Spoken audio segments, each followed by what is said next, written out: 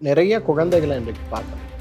பிறக்கும் போதே ஒவ்வாமை சார்ந்த சிரமங்களோடு பிறந்து இந்த குழந்தைகள் மிகுந்த சிரமத்திற்கு உள்ளாகிறதையும், அந்த ஒவ்வாமையால் அடிக்கடி சளி, இருமல், தும்மல், காய்ச்சல், மூக்கில் தண்ணீர் கொட்டிக்கொண்டே இருப்பது, மூக்கில் தண்ணீர் கொட்டுவது கொஞ்ச நாள் வந்த உடனேயே அது அப்படியே நுரையீரல் சளியாக மாறி நுரையீரலுடைய பலவீனத்தை ஏற்படுத்துவதுன்னு நிறைய சிரமங்களை உருவாக்குறத பார்க்கணும். குழந்தைகளுக்கு நேராக உள்ள கோடை காலத்தில் வரும்போது அந்த டான்சிலைட்டிஸ்ன்னு சொல்லக்கூடிய நோய்க்கான அறுவை சிகிச்சையும், அதே போல் அடினாய்ட்ஸ்ன்னு சொல்லக்கூடிய நோய்க்கான அறுவை சிகிச்சையும் பெரும்பாலும் நடப்பதை பார்க்கலாம்.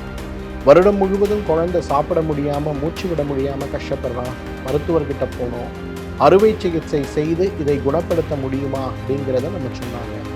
ஆனால் அறுவை சிகிச்சை செய்த பிறகு இந்த நோயுடைய தீவிரம் குறைந்து போயிருக்கான்னு கேட்டால் இல்லை.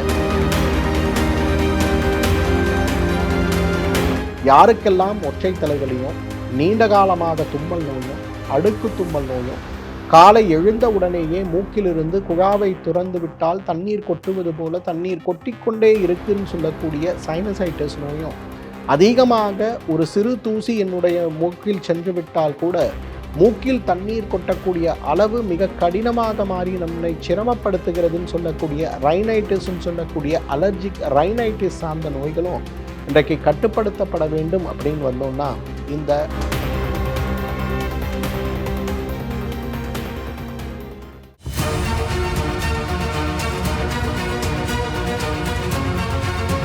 டாக்டர் ஸ்ரீவர்மாஸ் ஆரோக்கியமும் ஆன்மீகமும். நேயர்கள் அனைவருக்கும் உங்களுடைய வெல்னஸ் குருஜியுடைய அன்பான வணக்கங்கள். நுரையீரல் நோய்கள், மேலடுக்கு நுரையீரல் நோய்கள், கீழடுக்கு நுரையீரல் நோய்கள்னு விதவிதமான நோய்கள் நம்மை பாடாய்படுத்துவதை பார்க்கிறோம். குறிப்பாக இந்த கோவிட் பெருந்தொற்று வந்து போன பிறகு பாதிக்கப்பட்டிருந்த நிறைய பேருக்கு நுரையீரல் நோய்கள் தீராத நோய்களாகவும், நுரையீரல்கள் ஆங்காங்கே ஸ்கார்ஸ்ன்னு சொல்லக்கூடிய வடுக்கள் உருவாகி அதனால் நம்முடைய இயக்கம் மிகப்பெரிய அளவு செயலிழந்து போயிருக்கக்கூடிய ஒரு நிலையோடு போராடி கொண்டிருப்பதை பார்க்கிறோம். மருந்துகளும் அறுவை சிகிச்சைகளும் கூட செய்து கொண்டாலும் கூட மீண்டும் இயல்பான ஒரு வாழ்க்கைக்கு என்னால் திரும்ப முடியவில்லை அப்படின்னு சொல்லக்கூடிய ஒரு கஷ்டம் நம்ம நிறைய பேருக்கு இருக்கிறத பார்க்கணும். படிக்கட்டுகள் ஏற முடிவதில்லை, அலுவலகத்திற்கு முன்போல் என்னால் பிரயாணம் செய்ய முடிவதில்லை, கடுமையான சோர்வும் கடுமையான வலியும் வேதனையும் என்னை மிகப்பெரிய அளவில் சிரமப்பட வைத்து கொண்டிருக்கிறதுன்னு சொல்லக்கூடிய ஒரு பலவீனமும் ஒரு சோர்வும் நம்மில் நிறைய பேருக்கு இருக்கிறத பார்க்கணும். அந்த வகையில் இன்றைக்கு நுரையீரல் பலம் பெற ஒரு அழகான ஒரு கஷாயத்தை பற்றி தான் இன்றைக்கு உங்களோடு நான் பகிர்ந்து கொள்ள போகிறேன். நுரையீரல் பலம் பெற கஷாயம் செய்ய தேவையான பொருட்கள்: துளசி சாறு, ஆடாதொடை சாறு, கண்டங்கத்திரி சாறு, கற்பூரவல்லி சாறு, புதினா சாறு. இந்த 5 பொருட்கள் தேவை. இந்த ஒவ்வொரு சாறையுமே ஒரு தேக்கரண்டி எடுத்து ஒரு 300 மில்லி தண்ணீரில் இட்டு நன்றாக கொதிக்க வைத்து 100 மில்லியாக குறைத்து வடிகட்டி அதுடன் சிறிதளவு தேன் கலந்து நாம் குடிக்க ஆரம்பித்தாலே நம்முடைய நுரையீரல் ஆரோக்கியம் மேம்படுவதை பார்க்க முடியும். 2 வகையான நுரையீரல் நோய்களை நம்ம பார்க்கிறோம். ஒன்று, அதிக சளியோடு எப்பொழுதுமே இருமி சளி மட்டும் வந்து கொண்டிருக்கக்கூடிய சூழல் நம்மை சிரமப்படுத்துகின்ற நோய் ஒன்றாகவும், சளியே இல்லாமல் வறண்ட இருமலாக நம்மை சிரமப்படுத்துகின்ற நோய் மற்றொன்றாகவும் நம்மை பார்க்கிறோம். இது இல்லாமல் தொற்றால் ஏற்படுகின்ற சளி தொந்தரவுகளும், ஒவ்வாமையால் ஏற்படுகின்ற சளி தொந்தரவுகளும், நுரையீரல் பலவீனத்தால் ஏற்படுகின்ற சளி தொந்தரவுகளும், இன்னும் சொல்லப்போனால் நம்முடைய உடல் பலத்தை மீறி நாம் செய்கின்ற வேலை தினசரி செய்கின்ற வேலையாக மாறி நமக்கு ஏற்படுகின்ற சளி தொந்தரவுகளும் நம்மை மிகப்பெரிய அளவில் சிரமப்படுத்தி விடுவதை நாம் பார்க்கிறோம். அப்போ மருந்துகளும் மாத்திரைகளும் மட்டும் நமக்கு நோய்களை தீர்க்காது. அந்த இடத்தில் நுரையீரலை காயகல்பமாக செயல்பட்டு பலத்தை உண்டாக்கி நுரையீரல் சுருங்கி விரிகின்ற தன்மையை மேம்படுத்தி நம்முடைய ஆரோக்கியத்தை மேம்படுத்தக்கூடிய அருமருந்து தான் நுரையீரல் பலம் பெற இந்த காயகல்ப கஷாயமாக நம்ம சொல்லலாம். வெறும் 5 பொருட்கள் தான் தேவை. துளசி சாறு, ஆடாதோடை சாறு, கண்டங்கத்திரி சாறு, கற்பூரவல்லி சாறு மற்றும் புதினா சாறு. இந்த 5 பொருட்களையும் 300 மில்லி தண்ணீரில் இட்டு கொதிக்க வைத்து 100 மில்லியாக குறைத்து வடிகட்டி காலை மாலை இரவு உணவுக்கு முன்பு சாப்பிடும்போது உடலுடைய ஆரோக்கியம் அவ்வளவு அழகாக மாறுபடுவதை பார்க்க முடியும். சுவாசம் ஆமாசயோத்பவம்னு சொல்லுவோம். நுரையீரல் நோயோடு அவதிப்பட்டு கொண்டிருக்கக்கூடிய நிறைய பேருக்கு ஏற்படக்கூடிய மிகப்பெரிய சிரமம் என்னன்னா வயிறு உப்புசம் தான். இந்த வயிறு உப்புசம் அப்படிங்கிறது நுரையீரலில் நமக்கு கீழே போக விடாமல் உதரவிதானம்னு சொல்லக்கூடிய நுரையீரலையும் வயிறையும் பிரிக்கின்ற தசைப்பகுதி கீழே போக விடாமல் நம்மை தடுத்து நுரையீரலில் இருக்கக்கூடிய காற்று முழுமையாக வெளிவிடாமல் நம்மை தடுத்து ஷார்ட் பிரெத்துன்னு சொல்லக்கூடிய மேல் மூச்சு கீழ்மூச்சு வாங்குகின்ற மூச்சு முழுமையான மூச்சாக இல்லாமல் தடைப்பற்ற மூச்சாக மாறி நமக்கு நுரையீரலில் கடுமையான அழுத்தத்தையும் இரத்த அழுத்தத்தையும் உருவாக்கக்கூடிய ஒரு நிலையாக மாறிவிடுவதை பார்க்கிறோம்.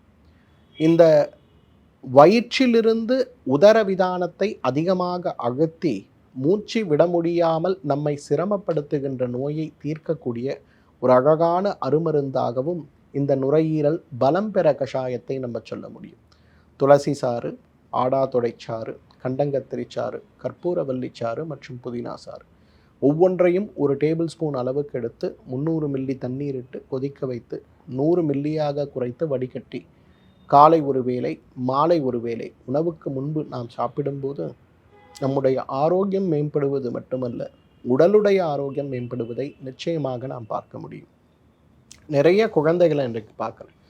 பிறக்கும் போதே ஒவ்வாமை சார்ந்த சிரமங்களோடு பிறந்து அந்த குழந்தைகள் மிகுந்த சிரமத்திற்கு உள்ளாகிறதையும், அந்த ஒவ்வாமையால் அடிக்கடி சளி, இருமல், தும்மல், காய்ச்சல், மூக்கில் தண்ணீர் கொட்டி கொண்டே இருப்பது, மூக்கில் தண்ணீர் கொட்டுவது கொஞ்ச நாள் வந்த உடனேயே அது அப்படியே நுரையீரல் சளியாக மாறி நுரையீரலுடைய பலவீனத்தை ஏற்படுத்துவதுன்னு நிறைய சிரமங்களை உருவாக்குறத பார்க்குறோம்.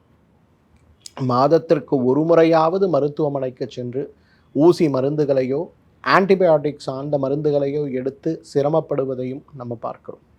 என்ன மருந்துகள் கொடுத்தாலும் என்ன உணவுகள் கொடுத்தாலும் கூட நோய்த்தன்மை குறையவில்லையேங்கிற வருத்தம் நம்மில் நிறைய பேருக்கு இருக்கிறதையும் பார்க்குறோம்.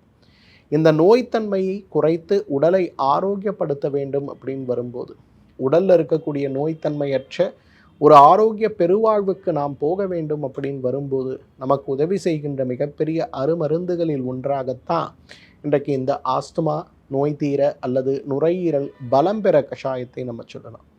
குழந்தைகளுக்கும் இந்த சாறுகளை ஒரு 10 சொட்டு ஒன்றாக தேனில் கலந்து கொடுத்தாலும் பரவாயில்லை, அல்லது இந்த சூரணங்கள் நமக்கு கிடைக்கும்னா அதை வீட்டிலேயே வாங்கி கொதிக்க வைத்து வடிகட்டு அதில் கொஞ்சம் தேன் கலந்து கொடுத்தாலும் பரவாயில்லை. நுரையீரல் பலம் பெறுவது போலவே உடலுடைய நோய் எதிர்ப்பு சக்தி மண்டலமும் பலம் பெற்று ஆரோக்கிய வாழ்க்கையை மீட்டெடுக்க முடிவதை நாம் பார்க்க முடியும். இந்த கோடைக்காலம் வந்தால் என்ன நடக்குதோ இல்லையோ, கோடைக்காலம் வந்தால் நிறைய மருத்துவமனைகளில் குழந்தைகளுக்கான உள்நாக்கு அகழ்ச்சிக்கான அறுவை சிகிச்சை நடைபெறுவதை நாம் பார்க்கிறோம்.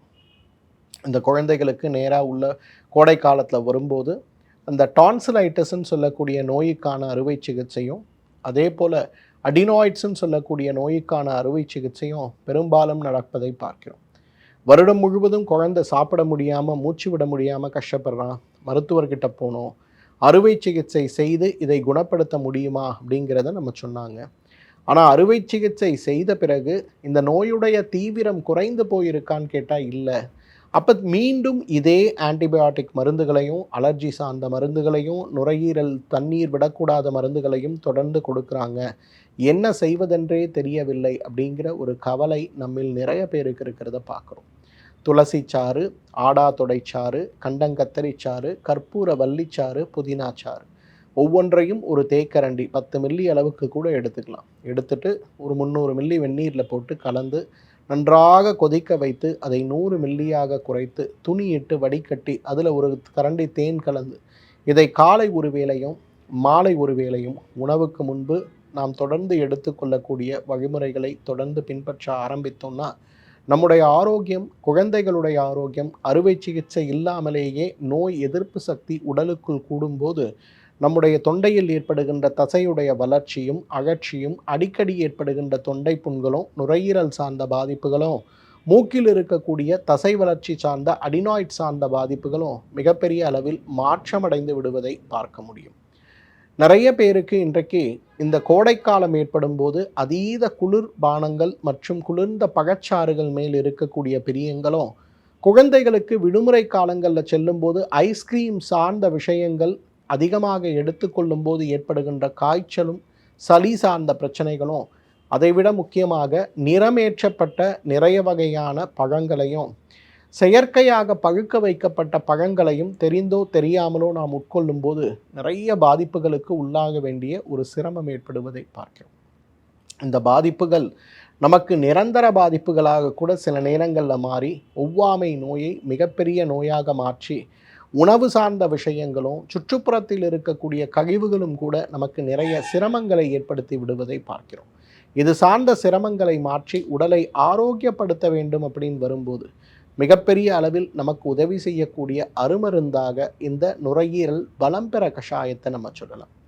யாருக்கெல்லாம் ஒற்றை தலைவலியும், நீண்ட காலமாக தும்மல் நோயும், அடுக்கு தும்மல் நோயும், காலை எழுந்த உடனேயே மூக்கிலிருந்து குழாவை துறந்து விட்டால் தண்ணீர் கொட்டுவது போல தண்ணீர் கொட்டிக்கொண்டே இருக்குன்னு சொல்லக்கூடிய சைனசைட்டிஸ் நோயும், அதிகமாக ஒரு சிறு தூசி என்னுடைய மூக்கில் சென்று விட்டால் கூட மூக்கில் தண்ணீர் கொட்டக்கூடிய அளவு மிக கடினமாக மாறி நம்மை சிரமப்படுத்துகிறதுன்னு சொல்லக்கூடிய ரைனைட்டிஸ்ன்னு சொல்லக்கூடிய அலர்ஜிக் ரைனைட்டிஸ் சார்ந்த நோய்களும் இன்றைக்கு கட்டுப்படுத்தப்பட வேண்டும் அப்படின்னு வந்தோம்னா இந்த நுரையீரல் பலம் பெற கஷாயத்தை நாம் பயன்படுத்தினாலே போதும்.